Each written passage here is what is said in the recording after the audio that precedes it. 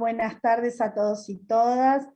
Le agradezco, Oscar, la presentación. Agradezco al centro la invitación, a la Escuela Garantista y al Colegio de Abogados que organizan esta actividad, esta capacitación. Es para mí un honor tener este contacto con los colegas y las colegas de Perú y con algunas personas también de Argentina que nos están acompañando. Bueno, es también un desafío para mí, supongo que lo mismo habrá transmitido Adela, hacer esta capacitación que nos lleva a estudiar de manera comparada los institutos y la normativa de Perú y Argentina sobre un tema de tanta actualidad como es la violencia laboral y en especial la violencia contra las mujeres. Así que les agradezco enormemente la invitación y también el acompañamiento, la presencia de todos y todas aquí en este Zoom. Bueno, para empezar... Recording in progress. Lo primero que tenemos que remarcar es que cuando hablamos de discriminación... Códigos o normas que han sido aprobados por los profesionales, ¿no? En cambio, la ética... Disculpen, ¿me estaban hablando? Bueno, muchas gracias.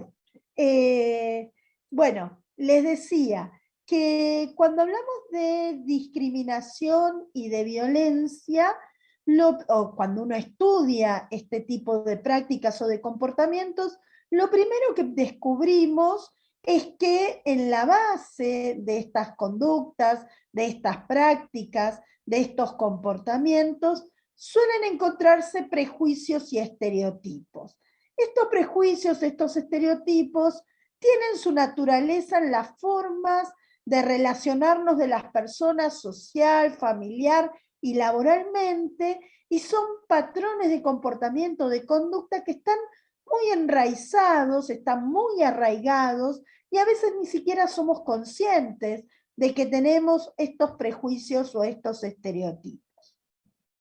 Los prejuicios es una idea, un preconcepto respecto de cómo es, cómo se comporta o qué conductas tiene una determinada persona. Cuando esos prejuicios se generalizan, conforman lo que denominamos estereotipos, y seguramente han oído hablar de los estereotipos de género en más de una ocasión. El punto es que en este tipo de prácticas, los prejuicios y los estereotipos suelen estar solapados, a veces ni siquiera la persona que incurre en actos o conductas discriminatorias o de violencia, ni siquiera es consciente de que lo hace movido por este prejuicio o este estereotipo. Pero además hay otro elemento importante que hay que tratar de identificar en estas prácticas o en estas conductas, y que tiene que ver con una relación o una situación de desigualdad o de subordinación. ¿Por qué? Porque cuando además de una situación de discriminación o de violencia, se verifica una situación de desigualdad, es decir, la persona que discrimina o la persona violenta está en una situación de superioridad o de más poder o en una situación de asimetría de poder respecto de la víctima, los efectos se potencian. Entonces, cuando analizamos estas cuestiones en el mundo del trabajo, en la vida laboral, que de por sí está asignada por una situación de subordinación, lo que podemos observar es este incremento o este agravamiento de las consecuencias derivadas de la discriminación o de la violencia.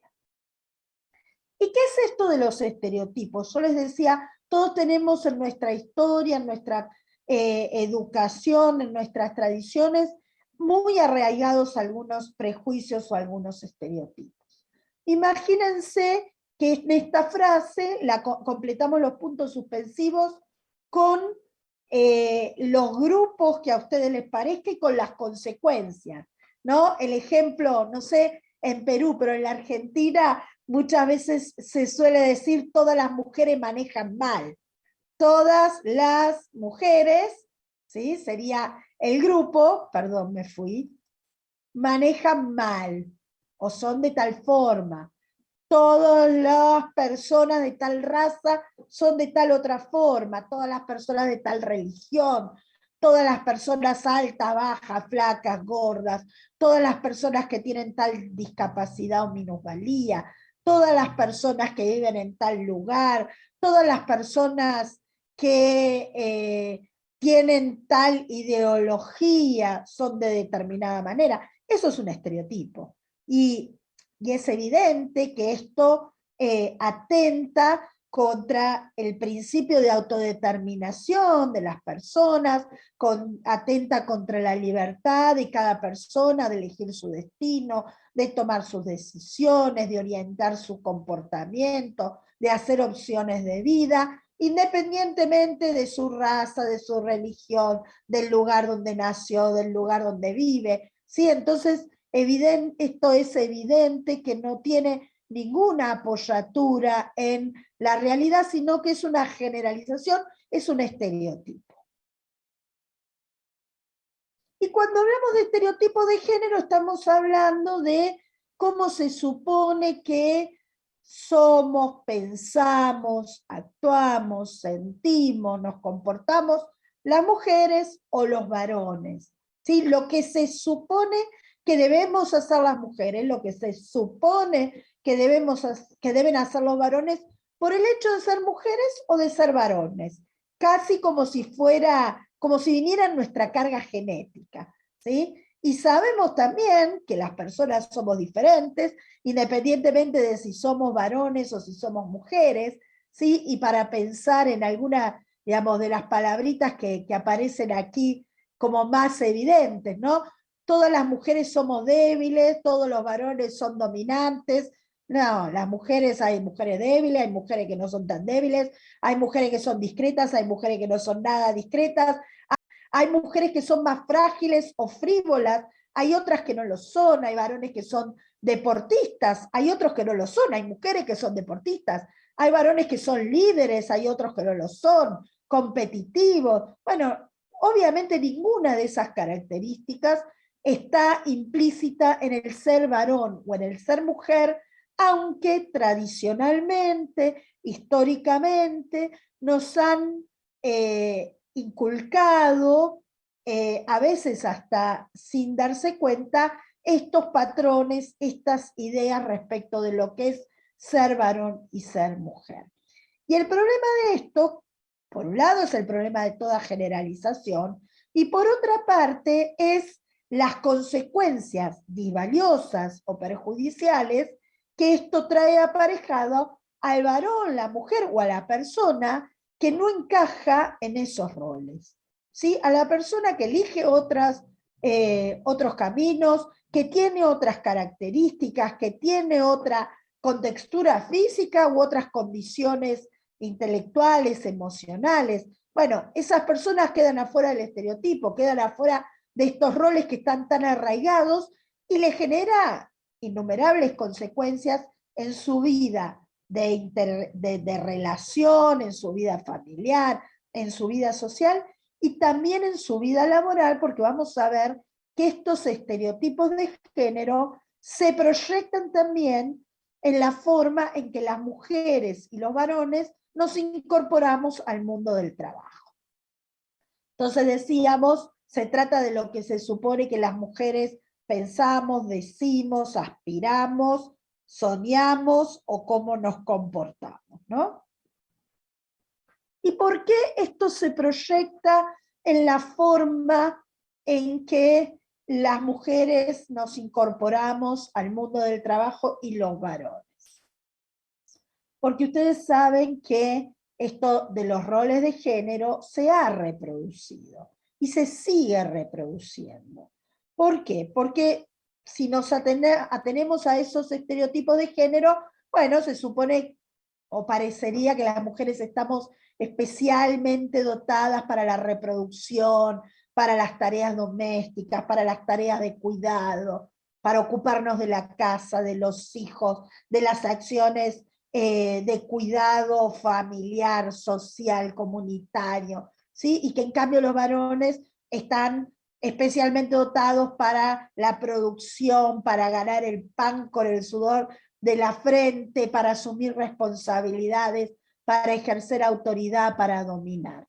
Bueno, a las mujeres nos llevó más tiempo que a los varones incorporarnos al mundo del trabajo en forma, digamos, mayoritaria o en un número similar al de los varones.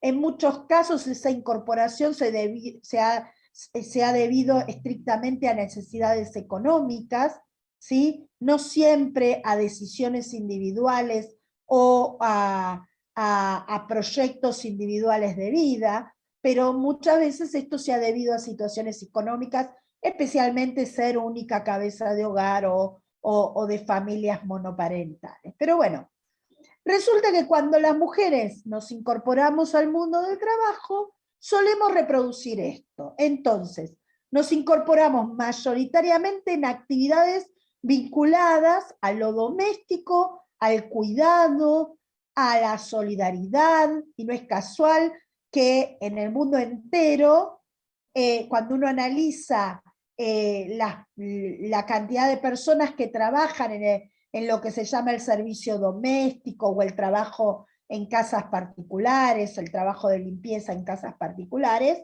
bueno, mayoritariamente somos mujeres las que realizamos esa tarea, aún digamos, en relación de dependencia o subordinación. ¿Sí? No me refiero a la limpieza en mi casa, me refiero a quiénes son las personas que van a trabajar limpiando otras casas. Mayoritariamente somos mujeres.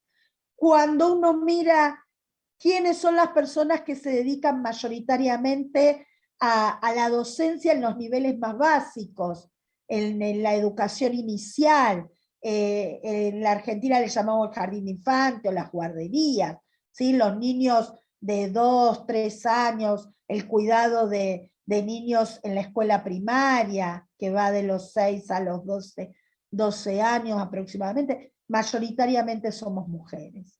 Y aun cuando nos incorporemos a una oficina, a un lugar, a un ámbito comercial o administrativo o industrial, generalmente en el reparto de tareas solemos reproducir los estereotipos de género. Ejemplo, bueno, hay que organizar la fiesta de fin de año. Ay, vos fulanita, no te encargás de organizar, de hacer la listita, vos que sos más ordenada, vos que sos más prolija, vos que sos más minuciosa, vos que hablas con todo el mundo, ¿por qué no haces la listita? Y generalmente eso se le asigna a una mujer. Hay que comprar el regalo de fin de año de X persona. Bueno, vos te encargás, hay que preparar el café en la oficina, hay que limpiar en la oficina, hay que ordenar alguna cosa, y en cambio a los varones se les suele naturalmente asignar actividades que tienen que ver con la fuerza física, con el ejercicio del poder, con el imponer autoridad. En una época en los juzgados en la Argentina había determinadas audiencias que decían, no, no, mejor que la tome un varón, porque acá los abogados son bravos o los abogados son muy... hacen conflictos todo el tiempo, son conflictivos, y entonces mejor que la tome tal persona la audiencia que se va a imponer mejor, un varón, generalmente un varón. No, aquella audiencia mejor que la tome una mujer porque, bueno, hay niños de por medio, niñas, hay un tema de familia, ¿sí? De hecho, en los tribunales, en la Argentina, lo que le llamamos el mapa de género, cuando uno analiza en qué jurisdicciones o en qué ámbitos del derecho nos incorporamos más las mujeres y en cuáles se incorporan más los varones, generalmente las mujeres reproducimos de nuevo este estereotipo, ¿sí? Para que vean que esto no solo es en tareas menos calificadas, también, por ejemplo, en el ejercicio de las funciones judiciales o de la magistratura. Hay más mujeres en la justicia de familia, o en la justicia de menores, o en la justicia laboral, donde estamos pensando siempre en el principio protectorio, en la protección de la parte más débil. Y en cambio son menos las mujeres que están en el ámbito penal, en el ámbito penal tributario, en la justicia comercial, ¿sí? En todos estos lugares donde se manejan conflictos de otra índole. Pero además, como si esto fuera poco, esto de los roles de género, los estereotipos de género, tenemos que sumar algunos datos, y que tienen que ver con las nuevas identidades, nuevas en cuanto a que las identificamos en términos académicos e incluso en términos jurídicos, ¿sí? A eso me refiero cuando hablamos de nuevas identidades, toda la cuestión de la diversidad de género que ha irrumpido en las últimas décadas y que nos lleva necesariamente a que hagamos algunas conceptualizaciones. Una cosa es hablar de sexo, otra diferente es hablar de género, y otra diferente es hablar de identidad de género, para trazar algunas precisiones o algunos rasgos así como más distintivos. Cuando hablamos de sexo, ¿sí? Y muchas veces las normas dicen está prohibida la discriminación por razón de sexo. Bueno, el sexo alude a lo biológico. Soy mujer o soy varón porque nací con genitalidad masculina o femenina, porque tengo características que hacen que se me identifique biológicamente como mujer o como varón. En cambio, el género es un concepto que tiene que ver con una construcción social, ¿sí? Decía Simone de Beauvoir, ya en el siglo pasado, siglo XX, decía Simone de Beauvoir, no se nace mujer, se hace una mujer, se construye una mujer. ¿Qué quiere decir esto? Que cuando hablamos de género, de lo que estamos hablando son de esos atributos que socialmente una persona identifica, se identifica como varón o como mujer, ¿sí? Y entonces aparecen ahí los estereotipos de género y esto de los hombres no lloran o a las mujeres les gusta la ropa, ¿sí? El género tiene que ver con los roles, con las posibilidades, con las acciones, con las expresiones que las personas elegimos para nuestra vida. En cambio, la orientación sexual tiene que ver con la atracción, con hacia quién me siento yo atraída, cómo me siento atraída física, emocional, afectiva, espiritual, eróticamente, hacia otra persona. Y por eso aparece allí todas las identidades vinculadas a lesbianismo, gay, aparece la cuestión de la bisexualidad, de la heterosexualidad. ¿Sí? Entonces, una cosa es el sexo, otra cosa es el género, otra cosa es la orientación sexual, ¿sí? Otra cuestión es la identidad de género y otra diferente es la expresión de género. Ustedes dirán cómo se complican a algunas personas las vidas. Bueno, yo creo que el derecho, y aquí me permito hacer una reflexión más de tipo personal antes que seguir con estas cuestiones, yo creo que el derecho se estructura para regular las relaciones interpersonales, para garantizar la paz social, para proteger el ejercicio de los derechos fundamentales de las personas, y en ese paradigma creo yo que hay que ser muy respetuoso de las decisiones individuales de los planes de vida individuales, de las expresiones individuales, independientemente de que de lo que cada uno elija para su propia vida. Y en ese mismo sentido, creo que también hay que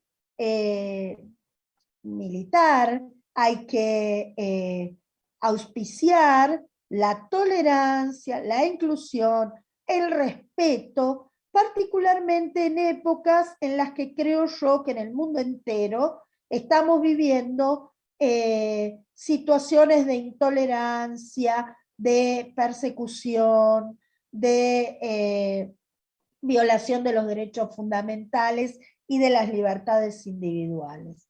Entonces, creo yo que es importante entender que las personas no somos todas iguales, no elegimos cosas iguales o proyectos de vida similares, cada persona puede autónomamente decidir cómo quiere vivir, con quién quiere vivir, cómo se quiere expresar, cómo quiere ser socialmente vista, considerada o identificada, con quién se quiere relacionar familiar o sexoafectivamente, cómo quiere constituir una familia. Y me parece que el derecho tiene que empezar a contemplar todas estas expresiones que no son ni más ni menos que expresiones de las libertades individuales. Y creo yo que así como hay que ser respetuosa de estas expresiones, me parece que no hay que mezclar o confundir estas cuestiones con mis convicciones religiosas, morales, personales. Que yo tenga determinadas convicciones, que yo elija determinado proyecto de vida, no significa que eso que eso es la mejor opción o la única posible, o que deba mirar la realidad que me circunda desde ese prisma. O por lo menos no cuando estoy en una situación de ejercicio de la función judicial. ¿Sí? Entonces yo puedo elegir educar a mis hijas en determinados parámetros religiosos, en determinada fe, con determinadas pautas morales. ¿Sí? Ahora, cuando ejerzo la jurisdicción, cuando ejerzo la función judicial, tengo que tener una mirada amplia. Tengo que entender que las realidades y que los proyectos de vida individual son diferentes porque son el ejercicio más genuino de la libertad de la que gozamos las personas al decidir cómo queremos vivir, con quién queremos vivir, cómo queremos expresarnos, cómo queremos identificarnos. Yo sé que a veces estos son temas espinosos, pero debo decirlo porque si no, cualquier otra consideración que hagamos respecto de violencia de género o discriminación por razón de género, digamos, se nos va a caer como un castillo de arena, ¿sí? Entonces, por ahí me parece que es importante entender estas cuestiones, que las expresiones son diferentes, que una cuestión es mi identidad, mi sexo biológico, que otra cuestión es mi identificación de género, que otra cuestión es mi expresión de género. ¿Sí? Y aquí aparecen, bueno, yo me muestro de determinada manera, me visto de determinada manera, y otra diferente es cómo me identifico respecto del género, ¿sí? A veces a las personas más jóvenes les resulta más fácil entender todo esto porque lo viven de una manera diferente que quienes hemos sido criados o criadas bajo otras consideraciones. No quiero hacer un juicio de valor, sencillamente digo, esto es, digamos, esto hoy es lo que vemos a nuestro alrededor respecto de los planes de vida individuales de las personas, y me parece que hay que entenderlo para poder luego juzgar con perspectiva de género, como vamos a ir viendo más adelante. Y Y hay diferentes definiciones sobre los estereotipos de género. Yo acá traigo una que define a los estereotipos de género como opiniones o prejuicios generalizados acerca de los atributos o características que hombres y mujeres deberían poseer, o las funciones sociales que ambos desempeñan o deben desempeñar. Un estereotipo de género es nocivo cuando limita la capacidad de hombres y mujeres para desarrollar sus facultades personales, realizar una carrera profesional y tomar decisiones acerca de sus vidas y sus proyectos vitales. Los estereotipos nocivos pueden ser hostiles o negativos o aparentemente benignos. Por ejemplo, ¿sí?, sobre la base de un estereotipo de que las mujeres son más protectoras, ¿sí?, y entonces allí se nos atribuyen las responsabilidades de cuidado de hijos e hijas.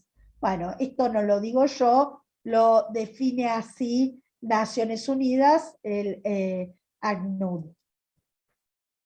Y cuando empezamos a pensar en cuál es el impacto que esos estereotipos o roles de género tienen respecto de la forma en que las mujeres nos desarrollamos en la vida laboral, la problemática más significativa, la más generalizada, que identifica tanto ONU Mujeres como la OIT, como otros organismos especializados en temas de género, es el de la brecha salarial, ¿sí?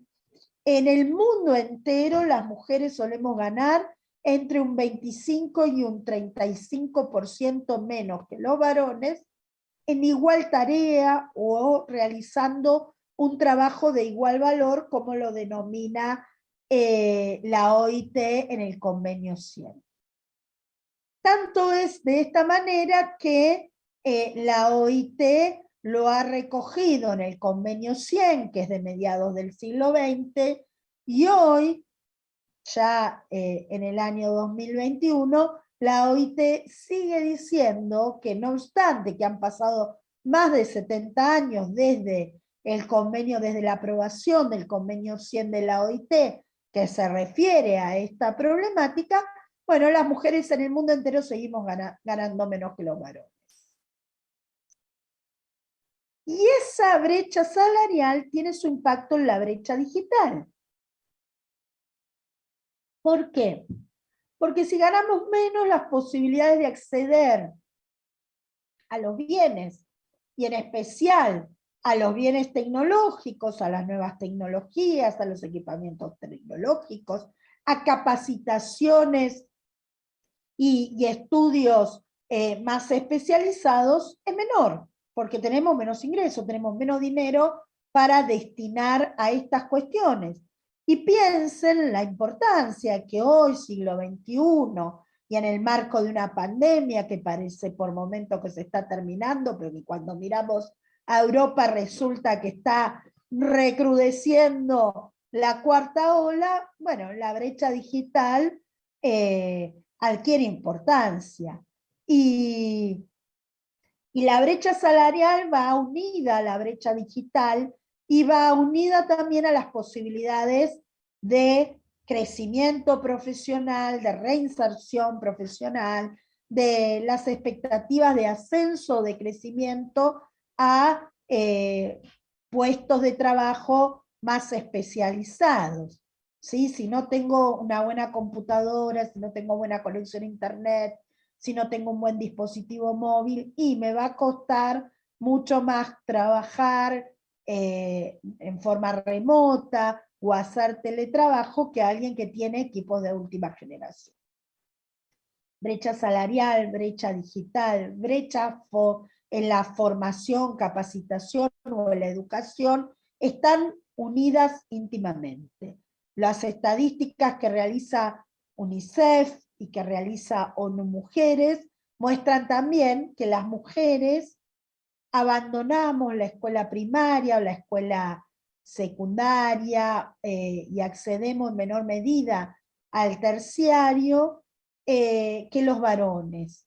Y especialmente esto se ve en las edades, en las personas más jóvenes, las mujeres jóvenes o las adolescentes, muchas veces abandonan la escolaridad, abandonan la escuela, abandonan los estudios terciarios porque tienen que cuidar a su familia o porque tienen un embarazo joven o un embarazo adolescente.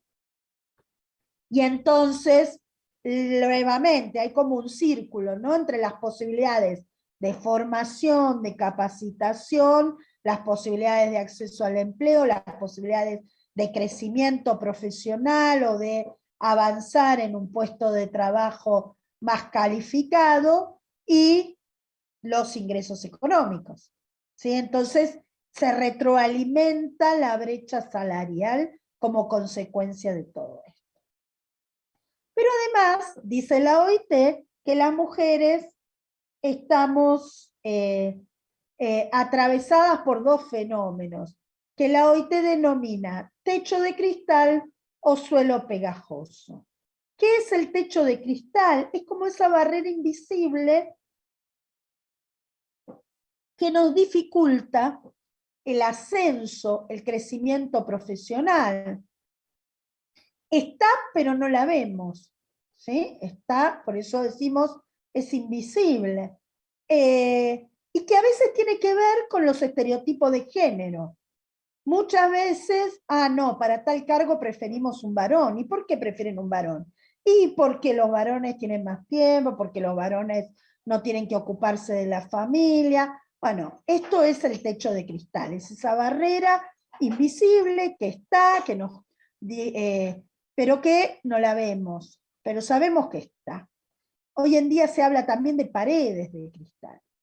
Y por otro lado, está lo que la OIT denomina suelo pegajoso. Y es como esa trampa, ¿no? A veces las mujeres con esto de las responsabilidades familiares tendemos a quedarnos pegadas a las tareas domésticas, no porque sean malas en sí mismas, no porque sean disvaliosas, sino porque en realidad, como consecuencia de esos estereotipos de los que estamos hablando, solemos asumir estas tareas en mayor medida y esto nos resta tiempo o nos complica el desarrollo de las actividades laborales o profesionales. Y nuevamente, suelo pegajoso y techo de cristal se retroalimentan. No crecemos porque suponen que nos tenemos que ocupar mayoritariamente de las tareas domésticas y entonces no vamos a poder dedicarnos full time a las tareas laborales, ¿sí?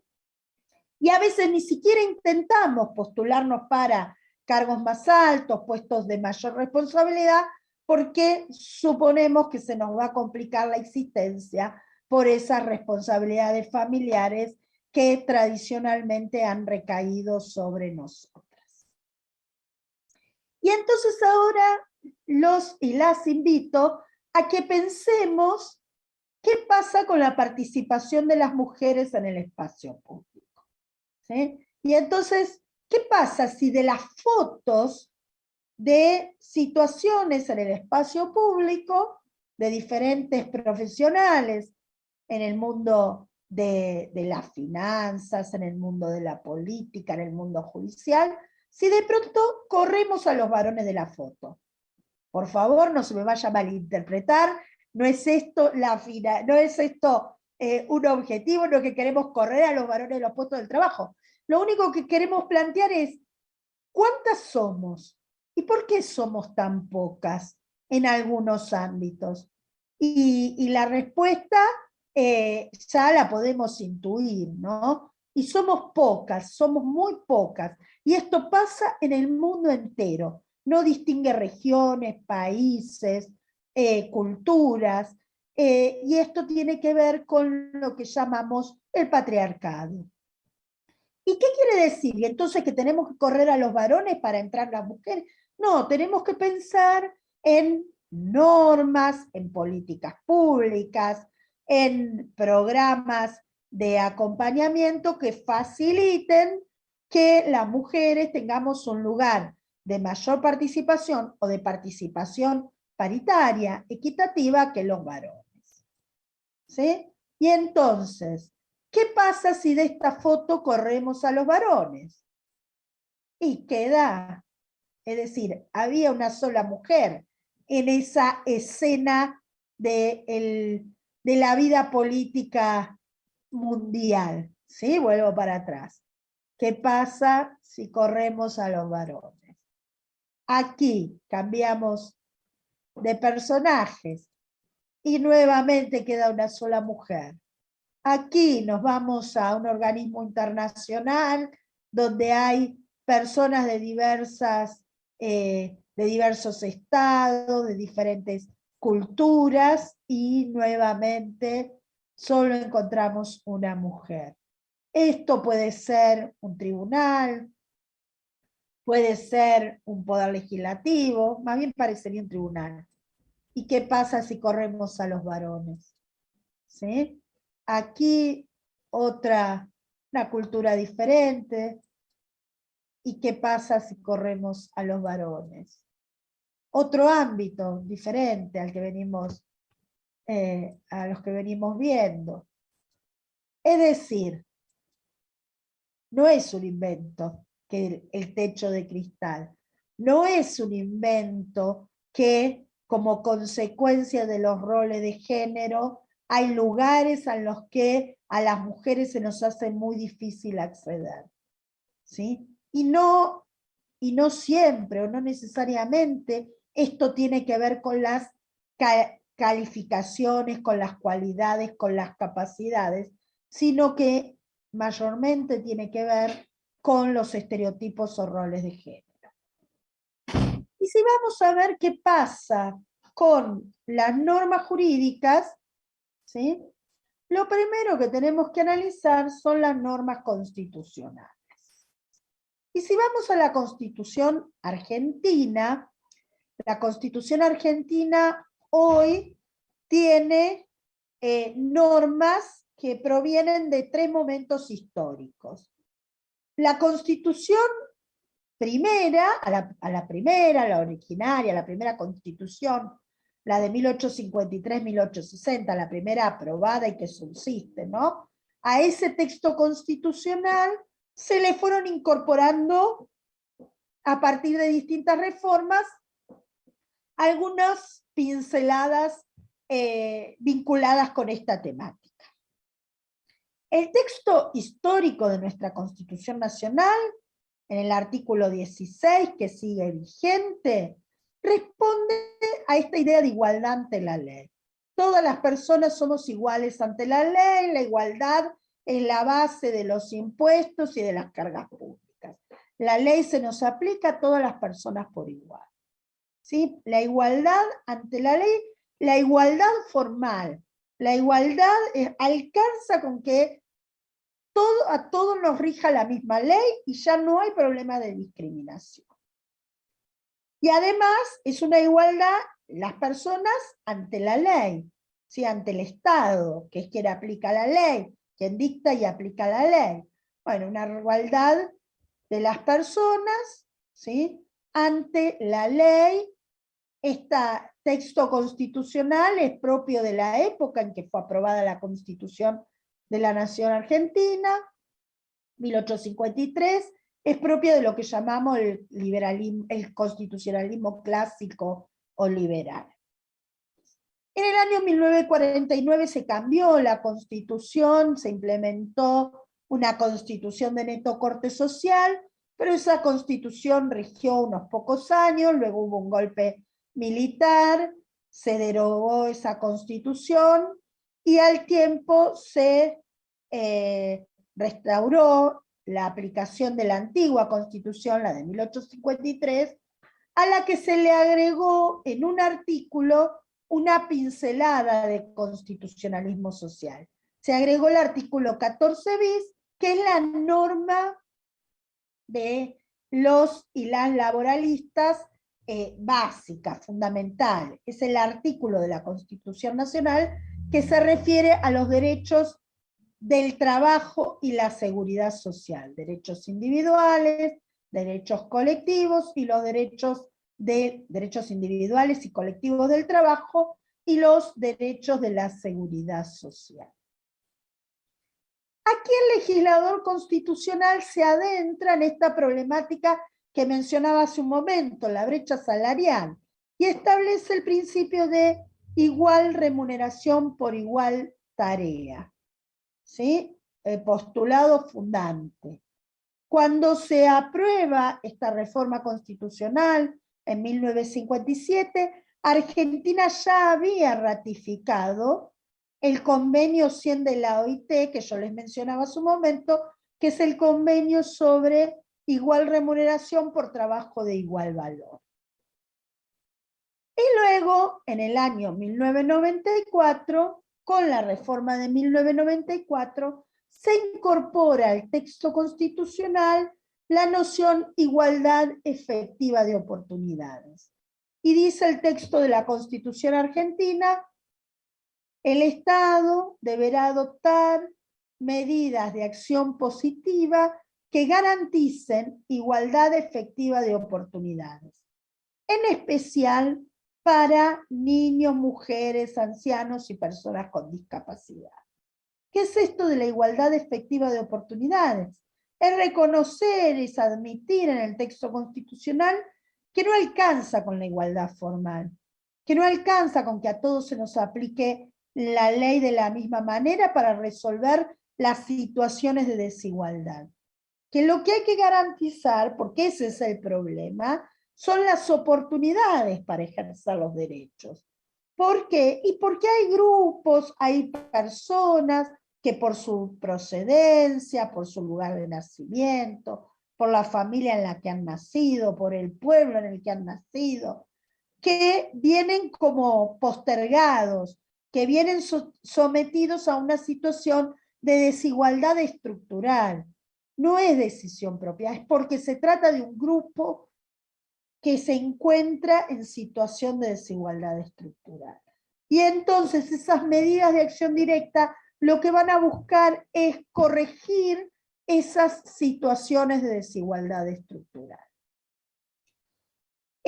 Buceando un poquito, estudiando un poquito la Constitución de Perú, y acá los y las invito a que me corrijan si incurro en algún error, porque me resultó muy interesante hacer este análisis comparativo, pero bueno, cuando uno se larga a estudiar el derecho comparado, a veces necesita datos históricos o de la vida política o de la idiosincrasia o de la historia o del funcionamiento de las instituciones en un determinado país, que tal vez son datos que uno no encuentra en los libros, ¿no? Entonces, si cometo algún error, pido disculpas de antemano y les propongo que me lo hagan saber, así intercambiamos información y conocimiento en esto del análisis de las normas comparadas. La Constitución de Perú, en el artículo 23, establece que el trabajo es un deber y un derecho. Me pareció muy interesante esto. La Constitución argentina no tiene una norma similar. Sí hay algunas pautas en constituciones provinciales. La Constitución Nacional solo habla del trabajo en el artículo 14 bis, que yo les dije que fue incorporado en el año 1957, y empieza diciendo: el trabajo en su diversa forma gozará de la protección de las leyes, las que asegurarán, y enumera derechos que deben ser protegidos por las leyes. Ahí encontramos el principio protectorio, ahí encontramos esta noción de igual remuneración por igual tarea, la protección frente al despido arbitrario, la jornada limitada. Sí, pero no empieza declarando, como sí lo hace la Constitución de Perú en el artículo 22, esto de el trabajo como un deber y como un derecho y como la base del bienestar y de la realización de la persona. Esto encontramos una declaración similar en la ley laboral, en la ley de contrato de trabajo, pero no en el texto constitucional.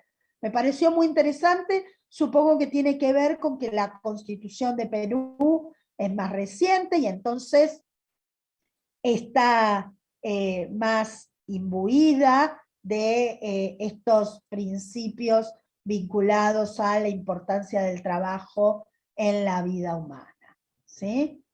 Y objeto de protección por el Estado. Bueno, el Estado debe proteger el trabajo humano.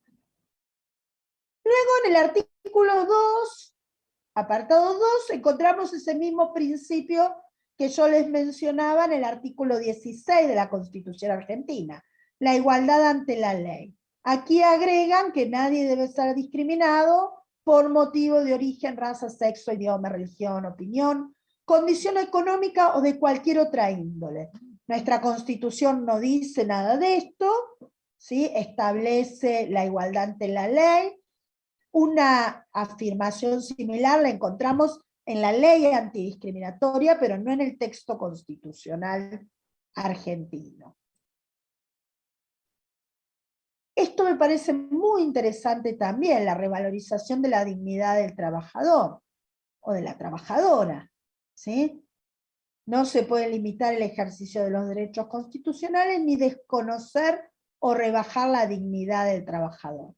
El 14 bis habla de condiciones dignas y equitativas de trabajo, pero no habla más allá que garantizar condiciones dignas y equitativas de trabajo. El artículo 26 sí trae este nuevo paradigma que yo les mencionaba, el de la igualdad de oportunidades. Esto sí lo teníamos en el 75, inciso 23 de la Constitución Argentina. Ustedes se preguntarán por qué estoy hablando de discriminación, porque en realidad la discriminación es una de las expresiones de la violencia laboral, de la violencia contra las mujeres. Así lo define el Comité contra la Eliminación de todas las formas de discriminación contra la mujer en su resolución número 19. Así lo define Belém do Pará, la Convención Interamericana para prevenir, sancionar y erradicar la violencia contra las mujeres. Y en el ámbito del derecho argentino, así lo define la Ley de Protección Integral de las Mujeres, y el convenio 190 de la OIT, sobre el que vamos a volver la clase próxima, también interpreta que la discriminación es una de las posibles expresiones de la violencia. Ahora bien, si vamos al ámbito de el derecho internacional de los derechos humanos, ustedes saben que en el mundo del derecho internacional de los derechos humanos, el pilar fundante sobre el que se asienta todo el derecho internacional de los derechos humanos es esta afirmación de que todas las personas nacen libres e iguales en dignidad y derechos. Si van a los tratados internacionales, pactos y convenios de derechos humanos, van a encontrar que en la mayoría o en todos ellos, en su preámbulo, en sus primeros artículos, hay alguna referencia de este tipo, porque es la base del derecho internacional de los derechos humanos. Porque todas las personas somos libres e iguales en dignidad y derechos, todas las personas tenemos los derechos fundamentales de las personas, que salen de esa propia condición humana, ¿sí? Y en el ámbito del derecho internacional de los derechos humanos, vamos a notar también estos dos postulados, igualdad ante la ley, igualdad de oportunidades. Los primeros tratados internacionales, tanto del ámbito de Naciones Unidas como del ámbito americano, hablan de igualdad ante la ley. Ejemplo, la Declaración Universal de los Derechos y Deberes del Hombre, la Declaración Americana de los Derechos Humanos, ¿sí? En cambio, los tratados, pactos y convenios más recientes, los de la década del 60, del siglo pasado, ejemplo, la Convención contra la Eliminación de todas las formas de discriminación contra la mujer, ejemplo, el Pacto Internacional de Derechos Económicos, Sociales y Culturales, ya recogen esta noción igualdad efectiva de oportunidades. En el caso argentino, estos instrumentos internacionales conforme lo establece el artículo 75, inciso 22 de la Constitución Nacional, tienen igual jerarquía que la Constitución Nacional, deben interpretarse armónicamente, complementarse, ¿sí? No, una norma no deroga a otra, sino que hay que armonizar ambas normas.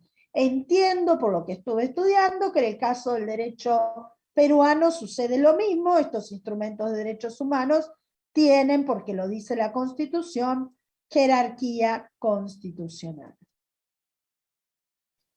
Y además, estos instrumentos internacionales establecen que el principio de no discriminación o el principio de igualdad forman parte del ius cogens, ¿sí? Forman parte del orden público internacional, son el fundamento, el basamento sobre el cual se asienta todo el derecho internacional de los derechos humanos.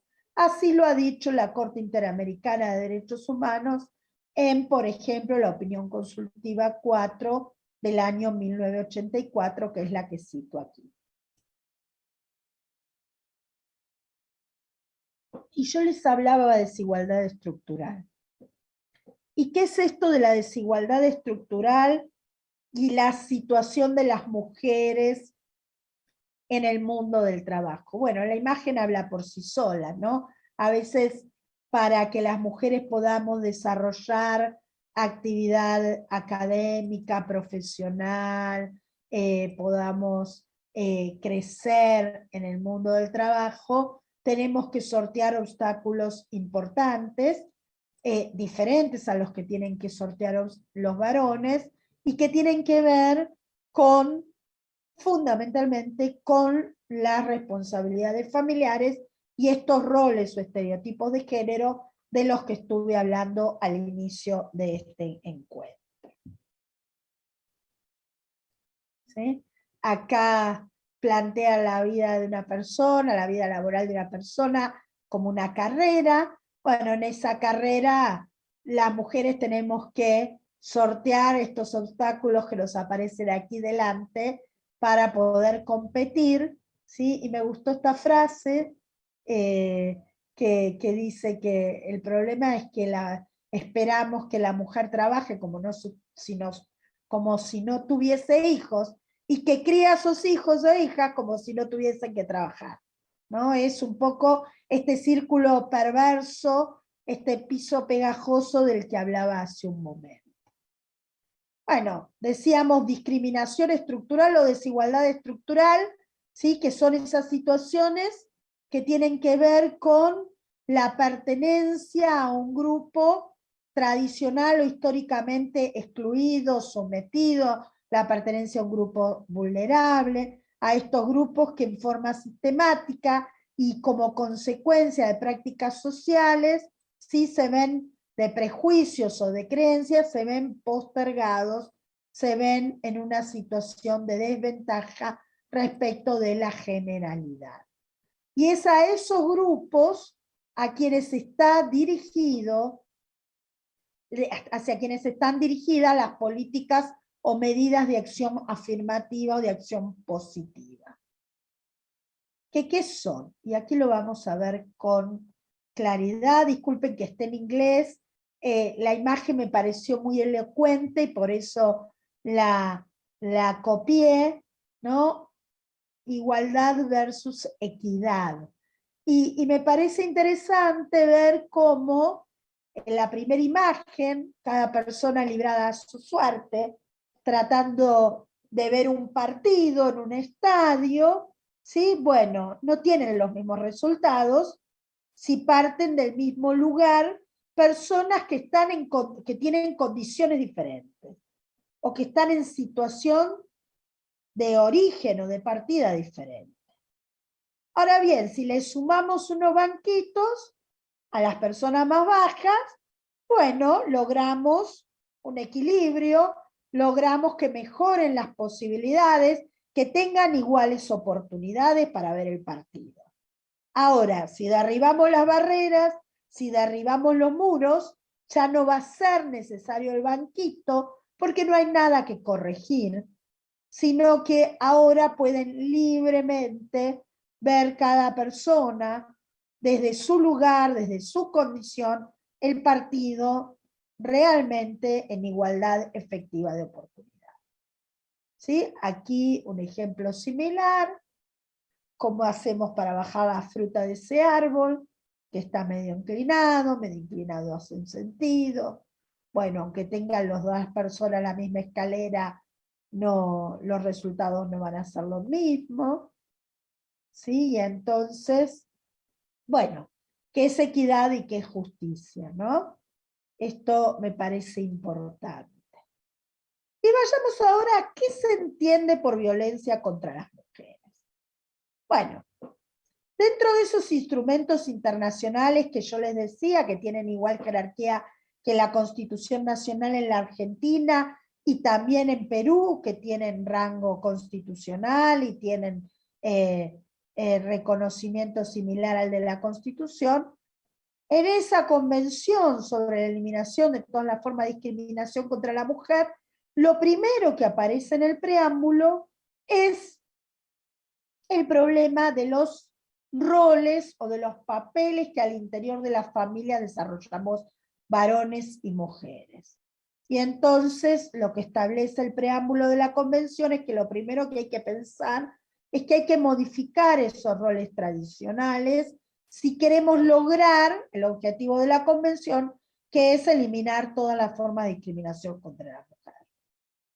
Luego vuelve sobre esta cuestión en el artículo 5, la convención, donde además incorpora esta noción de los patrones socioculturales de conducta, de los prejuicios y las prácticas consuetudinarias, como la base de las funciones estereotipadas de varones y mujeres, y como el principal problema o obstáculo que tenemos que sortear para lograr eliminar la discriminación contra las mujeres.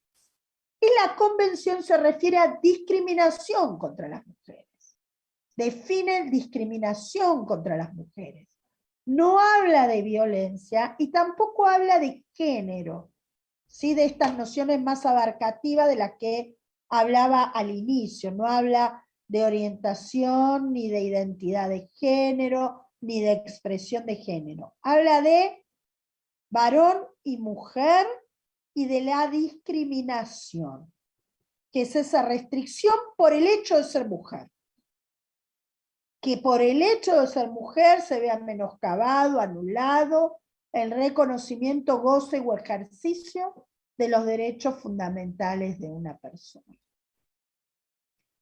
Y es importante tener en cuenta qué obligaciones se derivan de la Convención contra la eliminación de todas las formas de discriminación contra la mujer para los estados que la han ratificado.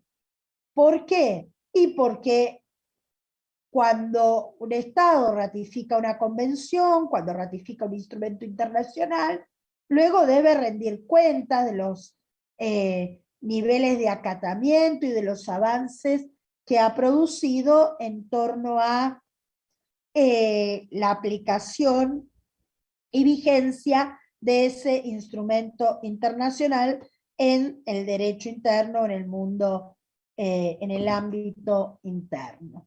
Bueno, de la CEDAW por sus siglas en inglés, Convención contra la Eliminación de todas las formas de discriminación contra la mujer, se derivan dos obligaciones importantes para los estados que la han ratificado.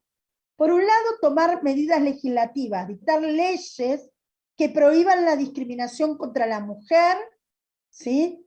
Que sea en el ámbito del Estado, de las organizaciones o de las empresas. Dictar leyes.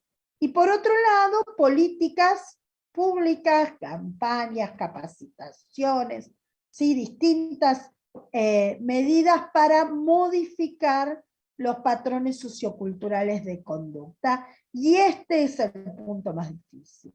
¿Sí? ¿Por qué? Porque eliminar prejuicios y prácticas basadas en la idea de inferioridad de un sexo sobre el otro, esto es complicado. Y es complicado en especial cuando uno piensa que en el mundo entero están proliferando algunos partidos políticos o algunos dirigentes políticos que basan todo su discurso, sucede en la Argentina, en las recientes elecciones también ha pasado, basan todo su discurso en el odio, en la discriminación, en la persecución o estigmatización de quienes son diferentes, en la derogación de normas que protegen a las mujeres o que protegen la identidad de género. Bueno, me parece que estamos atravesando tiempos complejos y que hay que afirmarse especialmente a las normas de rango superior que van en un sentido diferente a esos discursos de odio e intolerancia de los que les hablaba. Bueno, esta convención de la que estamos hablando, que es del ámbito universal, fue suscripta por el Estado peruano en julio de 1981, y en el 82 el Congreso de Perú dictó la norma, la resolución legislativa, que finalmente aprobó la convención. Y el otro instrumento importante a tener en cuenta en estos temas, disculpen, es la Convención Interamericana para prevenir, sancionar y erradicar la violencia contra las mujeres, conocida como Convención de Belém do Pará. Y este es el ámbito, digamos, este es el instrumento del ámbito americano, ¿sí? Argentina y Perú han ratificado esta convención, y esta es la convención que nos obliga en el ámbito americano, y esta es la convención que nos abre la puerta a la Comisión y a la Corte Interamericana de Derechos Humanos. Y tanto Argentina como Perú, como muchos países del ámbito americano, hemos sido observados o sancionados por la Comisión o por la Corte Interamericana de Derechos Humanos por violación de las normas establecidas en Belém do Pará. Entonces es muy importante conocer y entender a dónde apunta Belém do Pará. Ya en la tercera clase que tengo a mi cargo vamos a ver algunos de esos fallos de la Corte Interamericana de Derechos Humanos. Vamos a analizar especialmente los que están vinculados a cuestiones de género.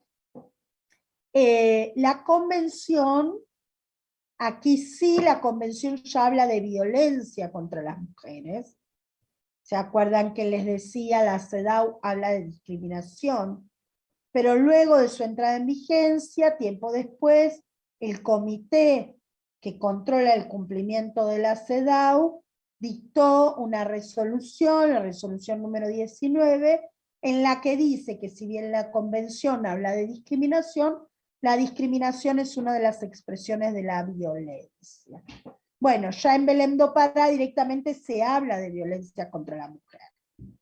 Y se la define como cualquier acción o conducta basada en el género que cause muerte, daño, sufrimiento físico, sexual o psicológico a la mujer, tanto en el ámbito público o privado. ¿Qué obligaciones se derivan de Belém do Pará? Actuar con la debida diligencia. Vamos a ver, cuando analicemos estos fallos de la Corte Interamericana, que en muchos de ellos la Corte dice el Estado argentino, el Estado de México, el Estado de Chile, el Estado de Perú, el Estado de Bolivia, Ecuador, bueno, algunos de los que vamos a ver, no ha actuado con la debida diligencia para prevenir, investigar, sancionar la violencia contra la mujer. Esta es una obligación. La otra es incluir en la legislación interna normas penales, civiles, administrativas, es decir, de diferente naturaleza, las normas que sean necesarias para prevenir, sancionar y erradicar la violencia contra la mujer. En la Argentina tenemos una ley que es del año 2009, que es la ley 26.485. Y el otro elemento importante que se desprende de Belém do Pará es establecer procedimientos legales, justos y eficaces para la mujer que haya sido sometida a violencia y que quiera reclamar por ello, ¿sí? Esos procedimientos tienen que incluir medidas de protección, un juicio oportuno y el acceso efectivo a tales procedimientos. Esta convención de Belém do Pará fue ratificada por el Estado argentino, no tiene jerarquía constitucional, pero sí tiene jerarquía infraconstitucional y supralegal. Sí, es decir, que en la cúspide de la pirámide están los tratados internacionales de derechos humanos con la Constitución, un escalón más abajo está Belém do Pará, otros tratados y convenios internacionales y los convenios de la OIT, y un escalón más abajo están las leyes. En el caso de Perú, esta convención fue aprobada en el año 1996. ¿Y qué es esto de la violencia de género? Bueno, suelen los especialistas hablar del iceberg de la violencia de género, es decir, como pasa con los icebergs, lo que vemos es una mínima expresión, es solo un indicio de todo aquello que está oculto. ¿Y por qué esta imagen es aplicable? Porque en general las agresiones, el abuso, la violación, la violencia verbal, insultar, gritar, amenazar, ¿sí? Todas las formas y expresiones de la violencia física y psicológica contra una mujer, solo vemos una partecita de lo que en realidad sucede en el ámbito privado, en la relación interpersonal. ¿Sí? Por eso es tan dramático, porque cuando nos enteramos, generalmente ya viene la persona con una larga historia de violencia, por ejemplo, doméstica o de violencia laboral. ¿Sí? Y lo que vemos, lo que llegamos a ver, es mínimo en comparación con lo que realmente sucede. Es importante comprender esto para después pensar cómo resolver estos casos.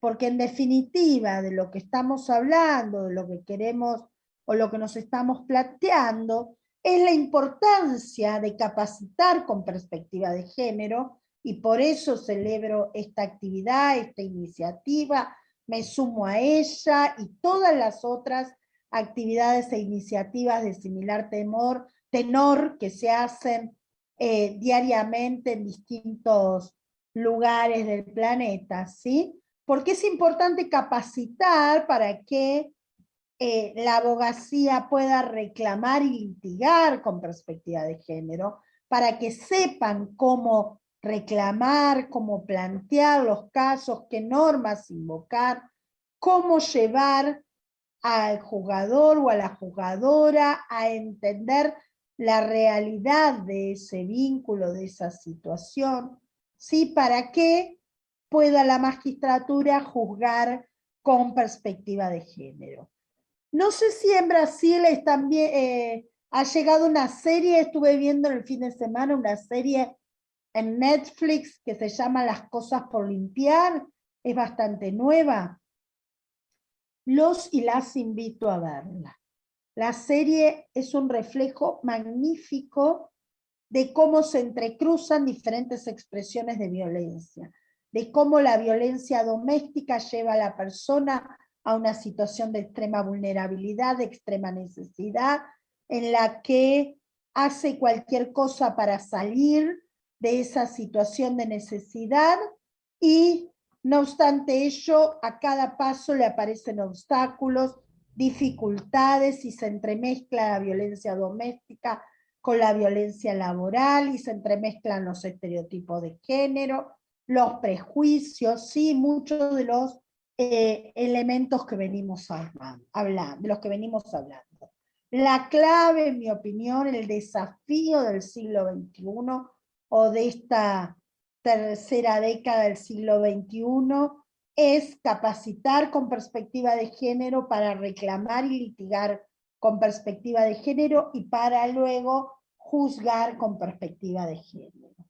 ¿Sí? El siglo XIX fue el siglo, el otro día un constitucionalista decía, el siglo XIX fue el siglo de los derechos civiles y políticos, el siglo XX fue el siglo de los derechos económicos, sociales y culturales, y el siglo XXI es el siglo de los derechos de las mujeres y de las minorías. ¿Sí? Tenemos que dar necesariamente un paso más. ¿Para qué? Para cumplir ese mandato constitucional, para cumplir los compromisos asumidos en las normas internacionales de los que estamos hablando y para que podamos pensar y concretar un mundo libre de discriminación y libre de violencia contra las mujeres, para que podamos decirle alto a la discriminación, alto, no más violencia contra las mujeres, y podamos ser artífices de lugares de trabajo, familias, sociedades y países, ¿sí?, con avances significativos en materia de lucha contra la violencia y la discriminación contra las mujeres. Bueno, muchas gracias.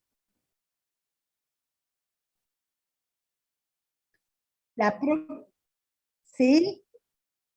No, que iba a decir que la clase próxima, no la semana que viene, sino que la clase próxima, que creo que es el sábado, vamos a ver el convenio 190 de la OIT, la norma de la OIT, y la clase siguiente vamos a hablar conmigo, ¿no? Las que tienen conmigo, vamos a hablar de jurisprudencia.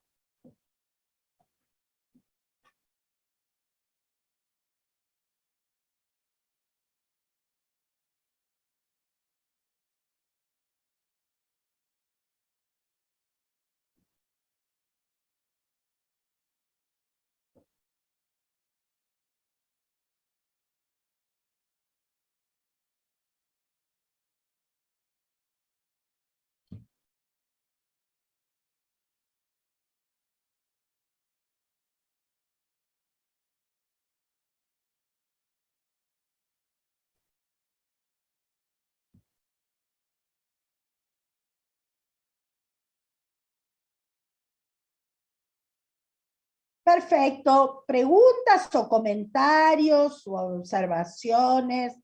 ¿Sí? Si alguien quiere compartir alguna experiencia o alguna opinión sobre esto sobre este planteo que vine a hacer, será bienvenido o bienvenida.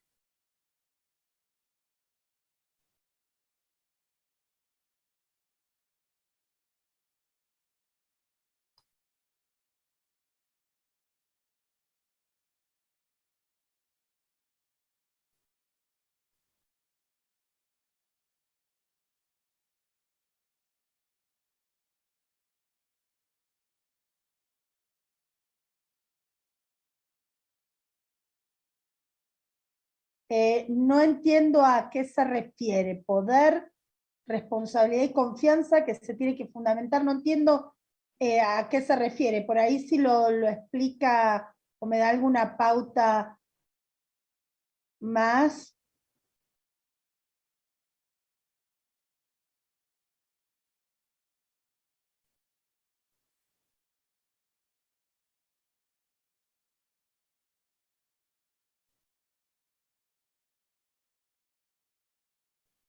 Poder, responsabilidad y confianza que se tiene que fundamentar.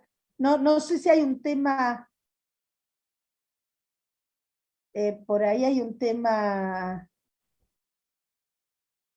lingüístico, idiomático, no sé si por ahí está queriendo decir algo, por eso preguntaba, a ver, yo decía hace un momento, lo que vemos de la violencia familiar, laboral, o en cualquiera de los ámbitos en que las mujeres nos desarrollamos, es siempre como la punta del iceberg, ¿no?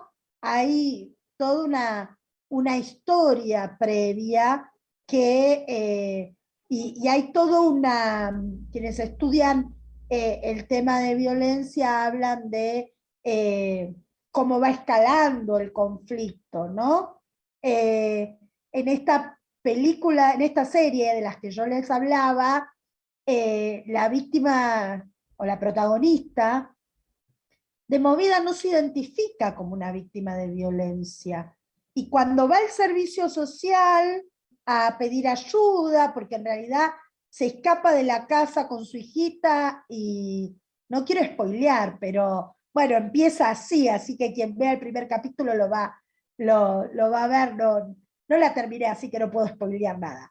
Ella se escapa en una situación en la que se asusta por el comportamiento de su pareja, de su compañero, se escapa con su chiquita a la noche, no tiene a dónde ir, llama a una amiga, cuando llega la de la amiga se encuentra con que hay gente allegada a su compañero, y entonces se escapa, bueno, pasa la noche en el auto, le suceden una cantidad de cosas, y va al servicio social porque no tenía a quién recurrir y va a buscar ayuda. Y cuando le preguntan, bueno, ¿usted denunció? Ella dice, no hay nada que denunciar, nunca me pegó. No, pero, ¿qué es lo que pasó? Y entonces ella le empieza a contar. Y la asistente social, la persona que la recibe, la va llevando a que ella se dé cuenta de que esto era violencia, aun cuando no había habido golpes.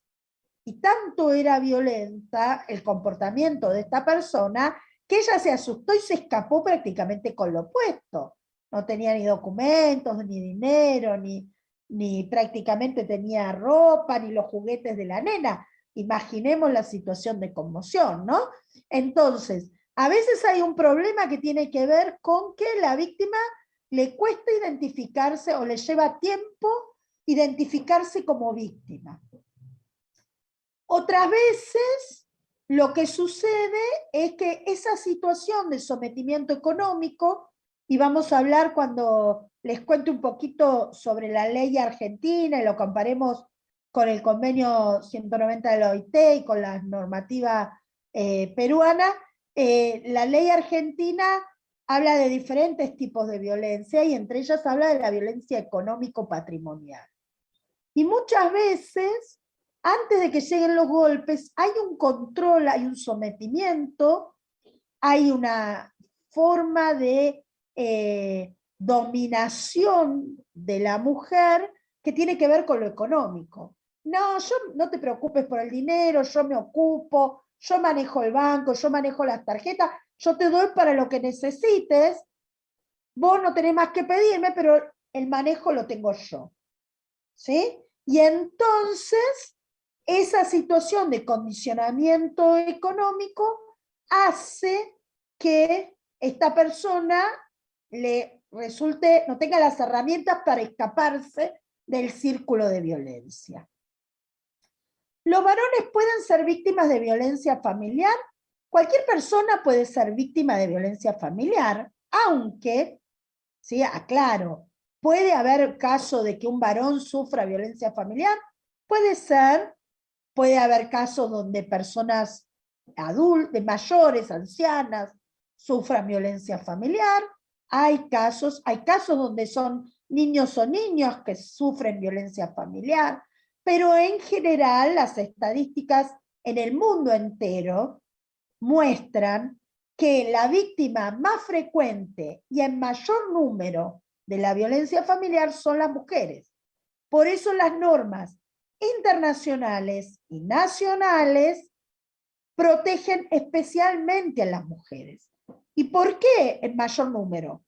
A veces por una cuestión digamos, de este control económico, por estos estereotipos de género, por esto de las responsabilidades al interior de la familia. Bueno, la mujer se queda, cuida a los chicos, cuida la casa, no se desarrolla laboralmente, profesionalmente, y entonces está siempre condicionada a las decisiones y al poder económico del marido, del compañero, y entonces depende para todo de él, y entonces cada vez se va aislando más. Hay como una cantidad de situaciones que van como haciendo las bases, van sentando las bases de una situación de violencia. Yo no quiero que se me malinterprete, en especial cuando estamos hablando por ahí, digamos, cuando en cada país tenemos nuestras propias formas de expresión, aunque hablemos todas y todas español. Yo no quiero decir que todos los varones son violentos y que todas las mujeres somos víctimas, muy por el contrario, ¿sí? Y no quiero decir que en todas las familias haya situaciones de violencia familiar, muy por el contrario, yo tengo una familia hermosa, tengo 2 hijas hermosas, tengo un marido que ahora en la Argentina a esta hora ya se está preparando la cena en las casas familiares, se está ocupando de la cena para que yo esté acá. Lo que sí digo es que hay situaciones en las que las mujeres somos víctimas en mayor medida, o somos más proclives a ser víctimas de esas prácticas. Y tienen que ver con el control económico, con el aislamiento, ¿sí? Y a veces, digamos, todo esto va junto. Cuando uno estudia situaciones de violencia doméstica, a veces lo primero que aparece es digamos, situaciones donde poco a poco vamos aislando, va el varón aislando a la mujer. Ay, no me caen bien tus amigas, no me gusta que te juntes con esas amigas, me parece que esas amigas son malas consejeras, no está bien visto que salgas con esas amigas porque la gente habla. Bueno, primero la voy aislando de las amigas, después la voy aislando de la familia, tu mamá se mete en nuestra vida, tu hermana se mete en nuestra familia, no me gusta que opinen sobre nuestra familia, cada vez la voy aislando. Y entonces, la situación de dependencia económica, la situación de aislamiento y una cantidad de otros condicionamientos hacen que tal vez esa persona sea una víctima más fácil o más, o esté más expuesta a sufrir violencia. ¿Sí? Entonces, ¿puede haber una situación de violencia contra un varón? Puede haberla. Las estadísticas en la Argentina muestran ínfimas las situaciones de violencia contra ínfimas, excepcionalísimas.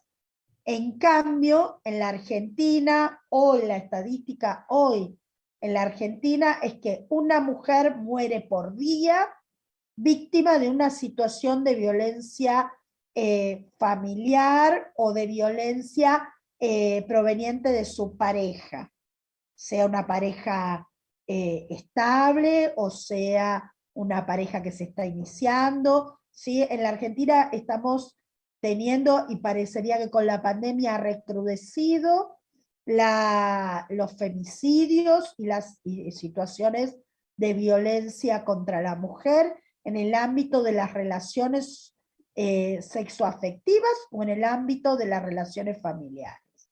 Los números son espeluznantes. ¿Sí?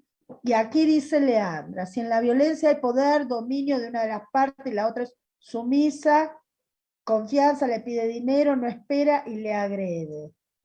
¿Cómo debería abarcarse la agresión a la mujer como la condición?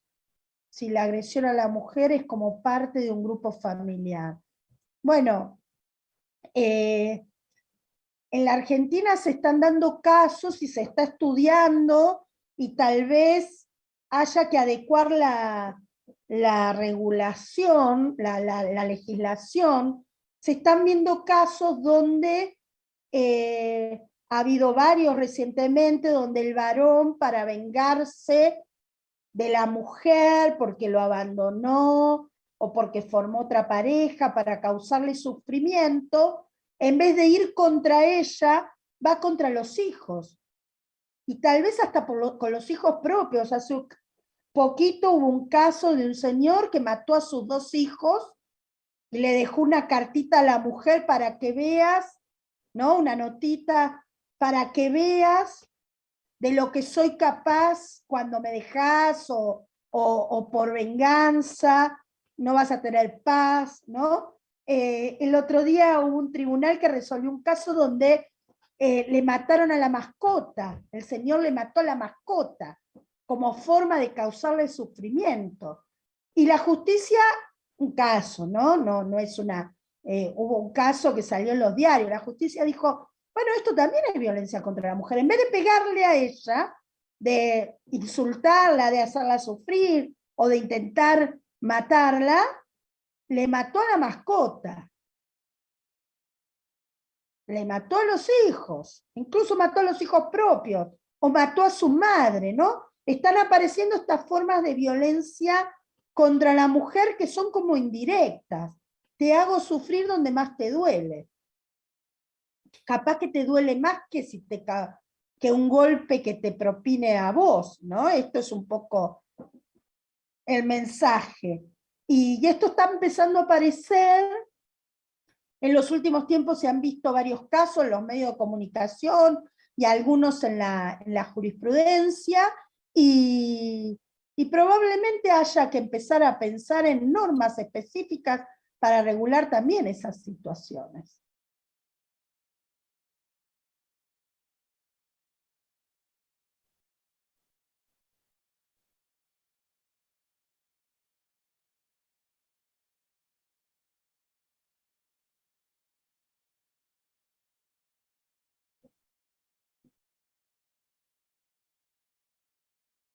Muy bien.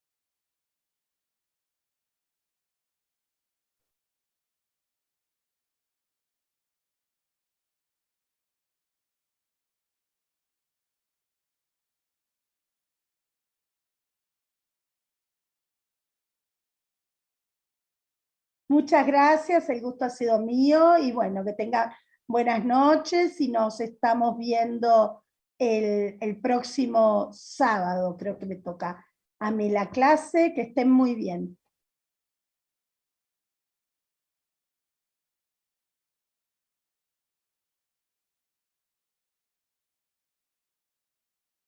Perfecto, yo luego le envío el PowerPoint para que lo puedan incluir en el campus, en la plataforma virtual.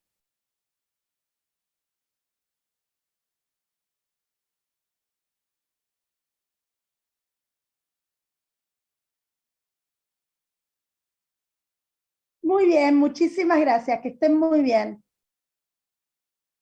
Hasta el sábado.